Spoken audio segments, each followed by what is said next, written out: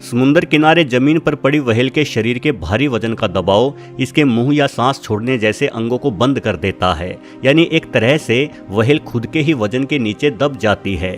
Whale की त्वचा बेहद मोटी और मजबूत होती है।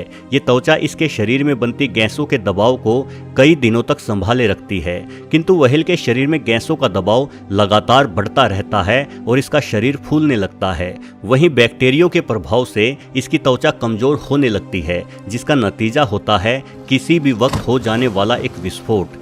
इस विस्फोट से बहुत बड़ी मात्रा में तेजी से गैसें बाहर आती हैं और इन गैसों के साथ ही खून और मांस के लोथड़े भी भारी मात्रा में बाहर निकलते हैं। ये विस्फोट व्हेल के आसपास मौजूद इंसान या अन्य जानवरों को सैकड़ों फीट तक दूर धकेल सकता है और गंभीर चोट पहुंचा सकता है।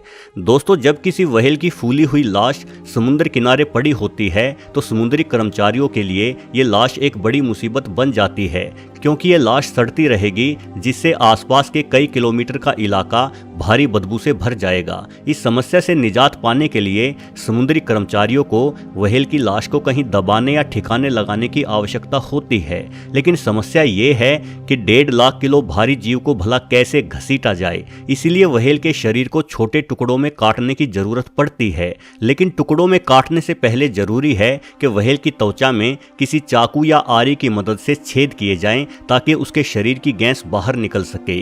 तभी व्हेल को सुरक्षित तरीके से काटा जा सकता है, किंतु छेद करने के दौरान ही कई बार हादसे हो जाते हैं। 2013 में एक स्पर्म व्हेल को जब एक जीव विज्ञानी नीचे से काटकर उसके शरीर की गैस को बाहर निकालने की कोशिश कर रहा था तो अचानक ही उस व्हेल के शरीर में भयंकर विस्फोट हो गया। गनीमत रही कि जीव विज्ञानी इस विस्फोट के सीधे संपर्क में नहीं आया और उसकी जान बच गई। वहीं 2013 में ताइवान में एक मरी हुई व्हेल बहते हुए किनारों पर आ गई।